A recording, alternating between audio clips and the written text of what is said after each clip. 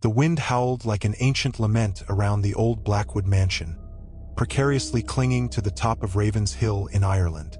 The locals said that the moss-covered stones of the estate whispered tales of tragedy and madness, echoes of a dark past that refused to die.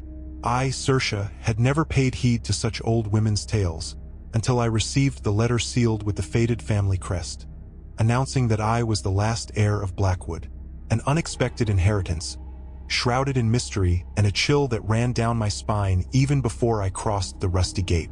If you enjoy stories that grip you from start to finish, with dark mysteries and unexpected twists, then you're in the right place. Have you subscribed to the channel? That way you won't miss any details of this intriguing saga.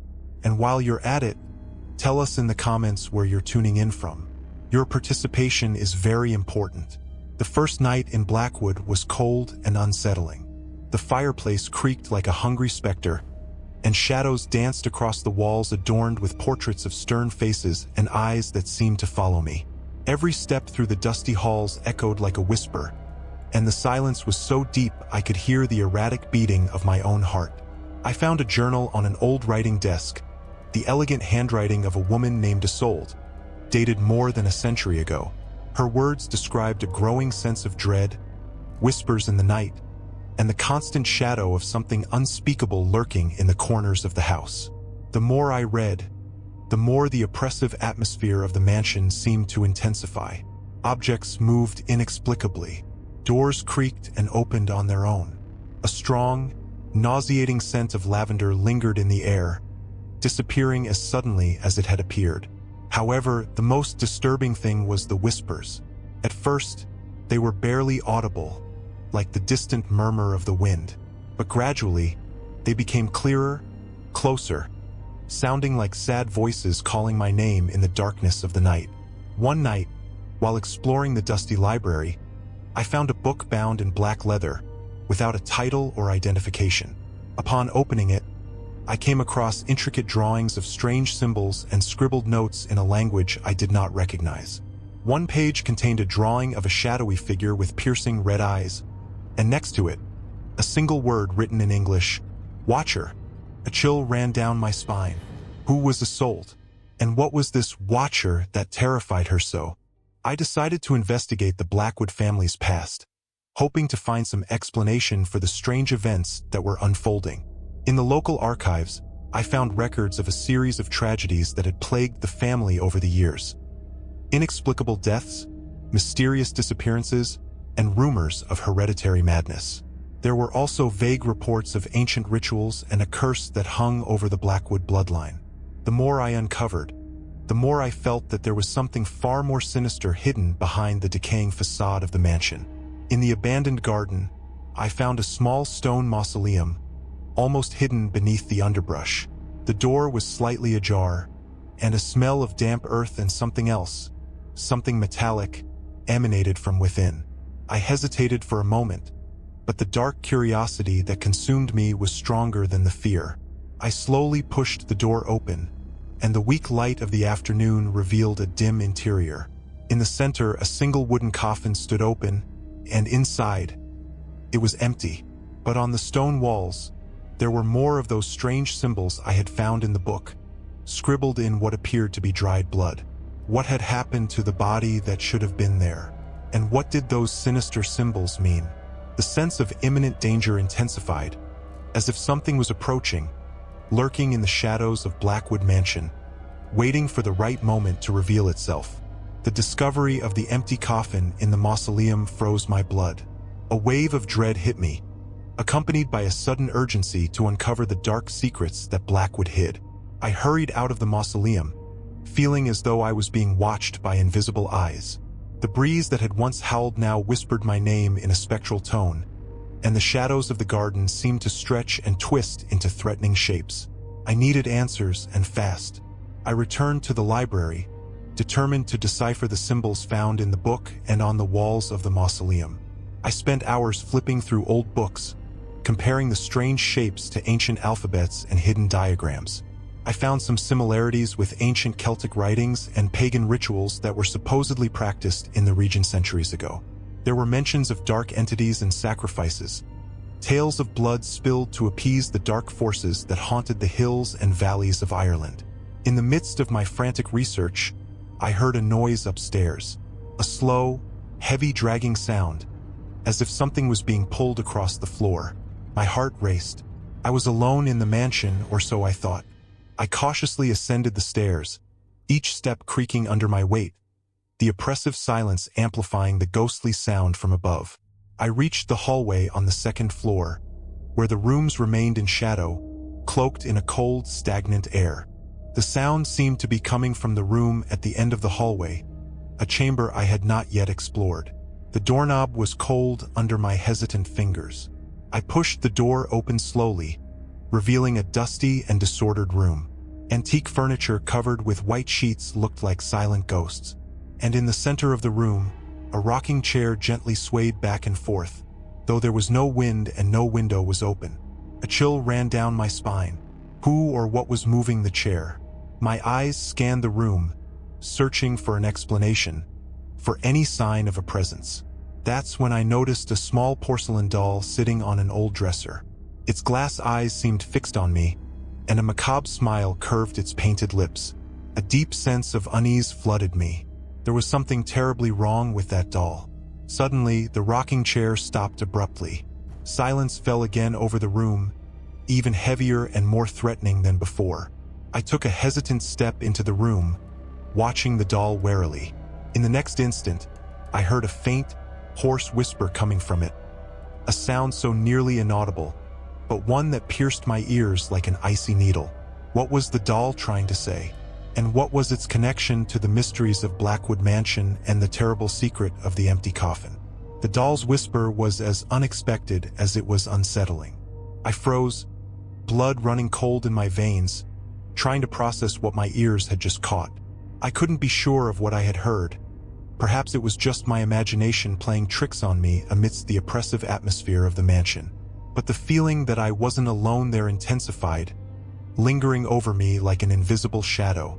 Slowly, I approached the doll, my eyes locked on its blank face. I tilted my head, trying to catch any other sound, any hint that it wasn't just a trick of my mind. The silence returned, dense and suffocating, only the sound of my own racing heartbeat echoing in my ears. I reached out hesitantly to touch the doll, but I hesitated. There was something repulsive about it, a cold and sinister aura that prevented me from touching it. I decided to leave the room, the feeling of being watched becoming unbearable. I hurried downstairs, seeking the comforting light of the main hall. However, when I arrived, I noticed something strange. The front door, which I was certain I had locked, was now slightly ajar, a dark crack inviting the night's darkness inside the house. A chill ran down my spine. Who could have opened the door? I hadn't seen or heard anyone enter. I cautiously walked toward the door and peered outside. The night was dark and silent, with only the distant sound of wind rustling the trees breaking the silence. There was no one in sight, but the feeling that someone or something was out there, lurking in the shadows, was undeniable. I closed and locked the door again, securing not only the physical entry but also trying, in vain, to lock away the growing fear that consumed me. I returned to the library, seeking refuge in the books and the search for answers. I found more notes from Isolde in her diary, her writings becoming increasingly frantic and desperate. She mentioned vivid nightmares, a constant presence in her room, and the feeling of slowly being consumed by something evil. In one of the last entries, she wrote about an ancient protection ritual involving a specific amulet that was supposed to be buried somewhere on the property. She believed that this amulet was the only thing that could keep her safe from the dark influence haunting Blackwood. But she never mentioned where the amulet was buried. Could this be the key to understanding what was happening? And could the amulet still be hidden somewhere on the vast estate? The search for this ancient protection became my new priority, a faint hope amidst the growing terror surrounding me. But as I pondered where to start looking, I heard a soft sound behind me, a faint click coming from the shadows of the library. I spun around abruptly, my heart in my throat, to face whatever was there, and what I saw left me paralyzed with pure terror. The fear froze my thoughts, and my vision became blurry as the man dragged me down the stairs into the basement. Each step seemed to lead me deeper into an abyss of despair, as if reality was distorting around me. The smell of mold and damp earth filled the heavy air, and a sense of impending catastrophe surrounded me. The woman tied to the chair in the center of the basement was the final blow to my already fragile sanity. When I finally fell to the dusty floor, the pain in my ankle made me scream, but the sight of the woman made me immediately quiet. Her eyes were wide, filled with terror, but there was something more in them, something that felt familiar. It was as if I had seen that look before, like that woman was someone from my past. But who could she be? I was about to get up when the mysterious man took a step back, staring at me with an empty, distant expression, as if waiting for something. The absolute silence of the basement was broken only by the sound of the hanging lamp swaying gently. It was as if time had stopped, and I was about to be pulled into an even darker nightmare. The shadows in the corner of the basement began to move, as if they had a life of their own, and the black candles on the table flickered with a wind that wasn't there. The old book, opened on the table, seemed to pulse with a malevolent energy, and the symbols on the pages resonated with something deep and dark inside me. I knew they were connected to the same rituals Isolde had mentioned in her journal. The woman tied to the chair started to move slightly, trying to speak, but the words came out muffled, as if an invisible weight kept them from reaching the air. She shook her head, her face full of utter terror. There was no doubt. She was trapped here, perhaps for a long time, as part of some macabre ritual. The mysterious man finally spoke, his voice low and cold like the wind passing through the cracks in the walls. "You've finally arrived, but it's too late. The ritual is already underway, and now you will be part of it." His words sounded like a death sentence, and the terror took over me again. He was telling me that I was already part of something much larger, something far more terrible than I could imagine. And the woman in the chair, the symbols, the book, it was all connected in a way I still didn't understand. I needed a way out, and fast. But how could I escape from such an ancient prison, where evil seemed to have rooted itself in the very foundations of the mansion? I looked at the woman, her eyes begging for help, and a terrifying idea began to form in my mind. I knew that if I didn't act now, the story Blackwood had hidden away would become my own doom. The terror of finding myself in that dark basement was amplified by the sight of the woman tied to the chair. Her eyes pleaded for help, and her pale, exhausted face told a story of suffering and fear. The man who dragged me there stood by my side, watching our reactions with a cold, distant gaze. He finally spoke, his hoarse, dragged-out voice breaking the oppressive silence. "Welcome, Saoirse. We've been waiting for you." His words echoed through the damp basement, heavy with sinister meaning. "Waiting for me? Who are you? What do you want?" My questions came out as a trembling whisper, my throat dry with fear. The man smiled, a slow, unsettling grin that didn't reach his eyes. "All in good time. You are part of something much larger now." He gestured toward the woman tied to the chair. "This is Eleanor. She's part of it too." I tried to approach Eleanor, but the man stopped me with a sharp gesture. "Don't move." His eyes shone with cold intensity. "There are rituals to be completed, old bonds to be reforged." He turned toward the rustic table, picking up one of the animal bones and running his fingers over its rough surface. "For generations, our family has kept the secrets of this land, preserved the traditions. Now you will be part of that story too." My mind raced, trying to understand what was happening. Rituals? Traditions? I looked at the symbols on the walls, the open book on the table, and Eleanor's desperate gaze. A dark understanding began to take form, a terrifying connection to Isolde's notes and the tragedies that had plagued the Blackwood family. Could it be that the curse, the horror stories, were real? The man grabbed a ceremonial knife from the table, the sharp blade gleaming ominously under the weak light of the hanging lamp. Eleanor let out a groan of terror. "No, please, don't do this again." Her words were a hoarse whisper, heavy with pain and resignation. The man ignored her plea, his eyes locked onto mine. "You have the blood. The lineage is complete again. He moved closer, the knife raised in his hand. Panic overtook me, terrified by the impending threat. I tried to scream, but my voice failed me.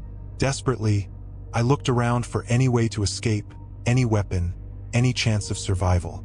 My eyes found a rusty spade leaning against the wall. It was my only hope.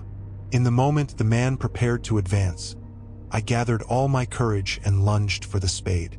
But he was faster than I expected. He grabbed my arm again, his grip relentless. The knife gleamed under the dim light, getting closer and closer. Was this the end for me? The end of the Blackwood lineage? And what role did Eleanor play in this macabre ritual? In the final moment, just before the cold blade of the knife reached me, Eleanor screamed. A piercing scream, filled with pure terror and desperation, that seemed to echo through the very foundations of Blackwood Mansion. The sudden explosion of sound made the man hesitate for a fraction of a second, enough for me to seize the opportunity. With a desperate tug, I managed to partially break free from his grip and reached the rusty spade leaning against the wall. I gripped the heavy tool with both trembling hands, the adrenaline giving me a brief surge of strength. Before the man could react, I swung the spade with all my might, hitting him in the shoulder. He staggered backward, letting go of my arm and letting out a grunt of pain and surprise. The knife hit the dusty floor with a dull thud. It was my chance to escape. Without hesitation, I ran toward the stairs, ignoring the sharp pain in my ankle. I stumbled up the creaking steps as fast as my legs would allow, the sound of the man's heavy footsteps right behind me urging me on.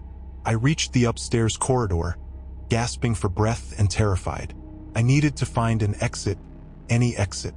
I ran through the dark rooms, stumbling over furniture covered by ghostly sheets.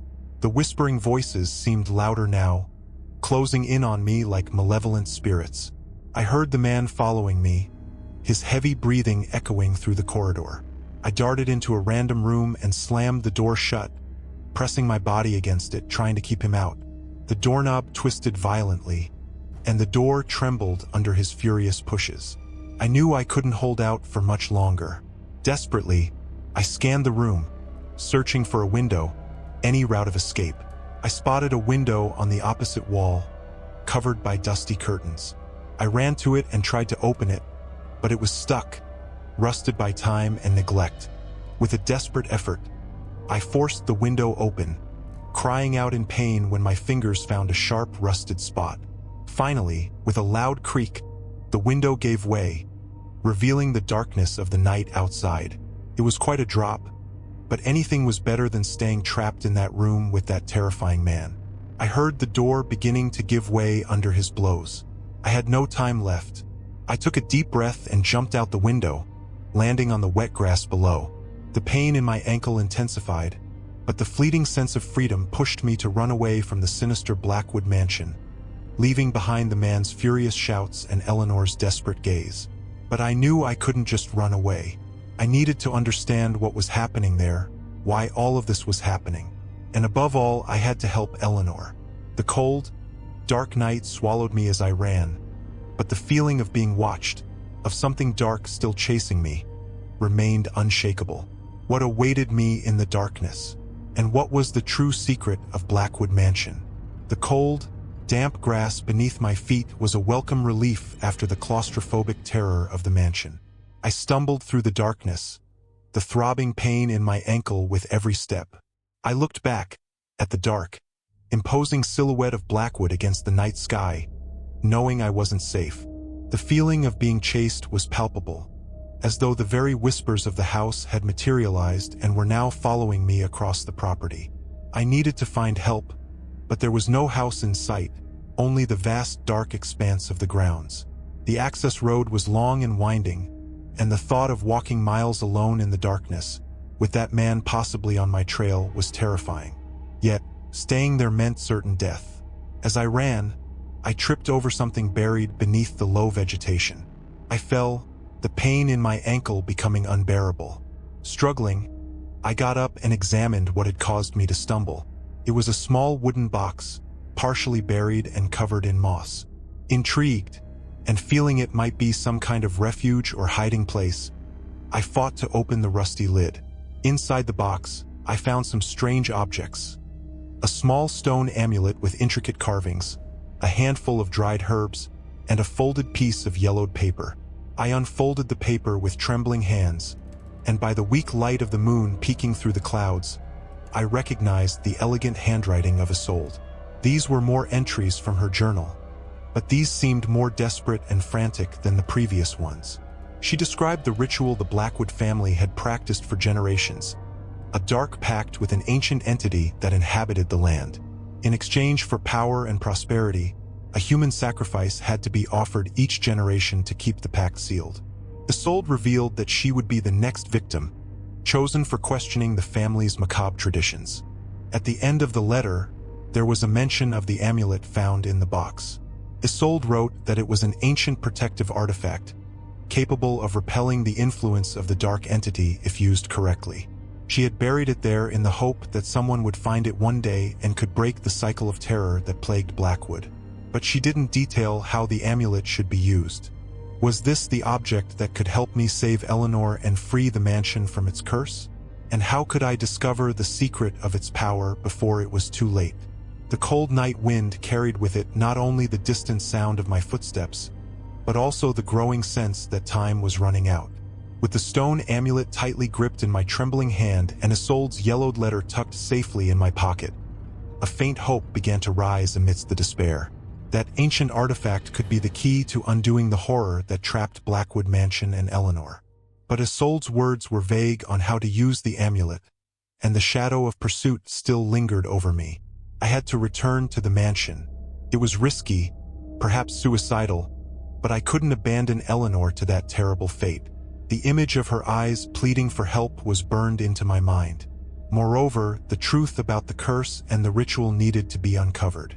Carefully, I began to approach Blackwood Mansion again, moving through the shadows of the trees and bushes, trying not to be seen. The house remained shrouded in a sinister silence, but I could feel the malevolent presence emanating from its walls. It was as if the very structure itself was alive, waiting to swallow more victims into its dark, twisted bowels. I stealthily reached the back of the mansion and found a small basement window that had been left slightly ajar. With caution, I pried it open a little more and managed to squeeze my aching body inside. The damp, cold air enveloped me again, the smell of mold and blood lingering in the atmosphere. The basement was dark, the only light coming from the faint glow spilling through the window I had entered. I walked cautiously, my eyes trying to adjust to the darkness. There was no sign of the man, but I heard a soft groan coming from where Eleanor was bound. I approached slowly, my heart racing. Eleanor was still in the chair, her head slumped, and she seemed unconscious. It was then that I noticed something else on the rustic table. In addition to the bones and candles, there was an ancient scroll opened, covered with more of those strange symbols and a drawing of a dark figure with twisted horns. It was the entity Isolde had mentioned.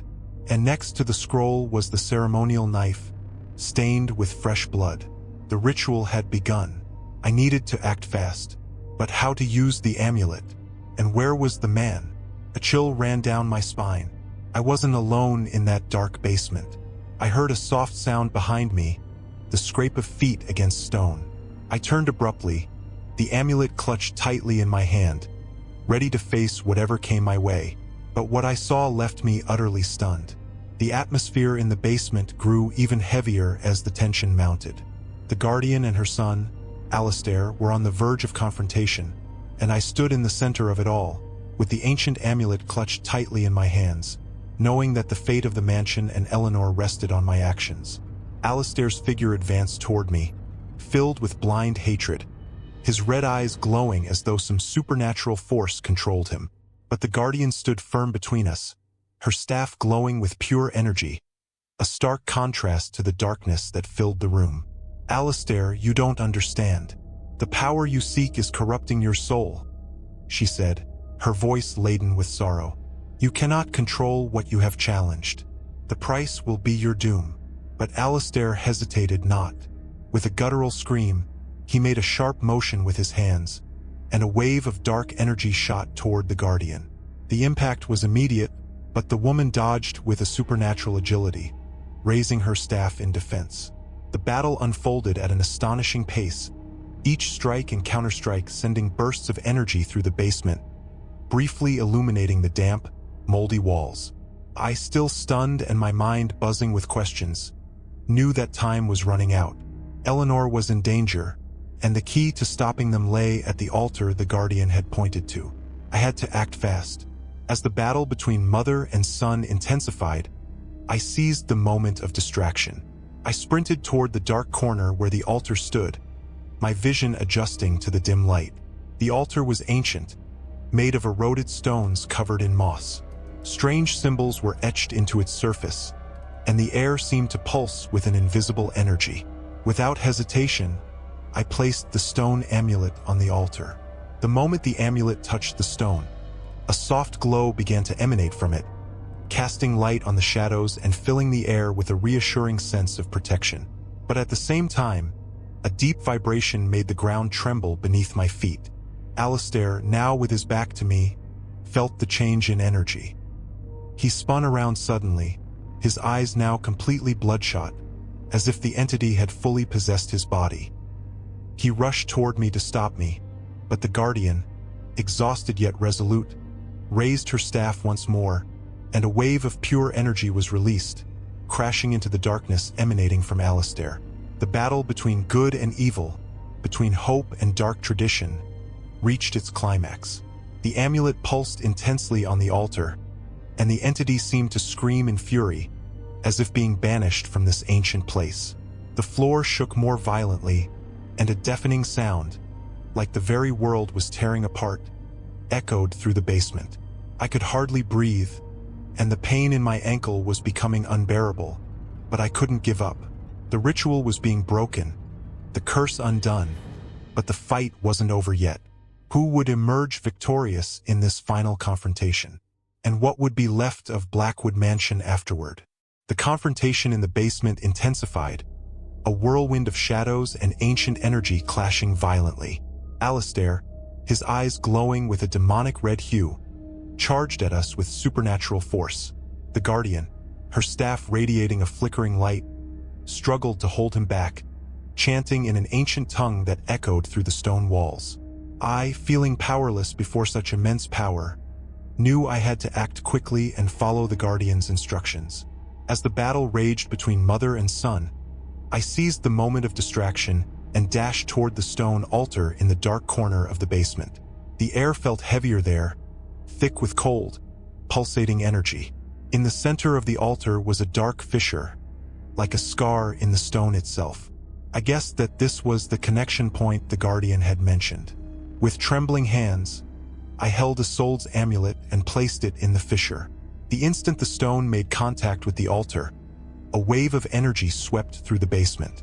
The lights flickered, shadows grew darker, and a high-pitched, piercing sound echoed in the air. Alistair screamed in pain, stumbling backward as the red light in his eyes flickered. The entity possessing him seemed to be repelled. The Guardian seized the moment of vulnerability and spoke with more urgency, her staff glowing brightly. An invisible force enveloped Alistair, pinning him in place. He struggled and screamed, but the combined energy of the Guardian and the amulet seemed to weaken the entity's control over him. I glanced at Eleanor, still unconscious in the chair. I had to free her. I rushed over and began untangling the ropes that bound her. Her eyes slowly opened, confused and frightened. What's happening?" she whispered. "It's almost over," I said, trying to reassure her. However, the entity within Alistair was not yet defeated. With one last desperate effort, he broke free from the Guardian's hold and lunged toward me, his fury reigniting. The Guardian tried to intervene, but he shoved her forcefully, sending her crashing to the ground. He was about to reach me when Eleanor, in a surprisingly brave act, stumbled toward the table and grabbed the ceremonial dagger. With a determined cry, she drove the dagger into Alistair's back.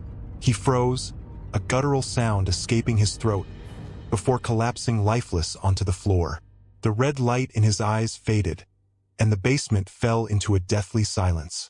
The entity had been expelled. The guardian stood, her gaze sad as she looked at her son's body. "It was the only way," she murmured. "The pact is broken. The curse is over." A sense of relief washed over the basement, as if an ancient weight had been lifted. Blackwood Manor no longer seemed so sinister, and the oppressive atmosphere had dissipated. I looked at Eleanor, at the guardian, and at the faintly glowing amulet on the altar. We had survived the night of terror, but the scars of Blackwood Manor and its dark secrets would stay with us forever.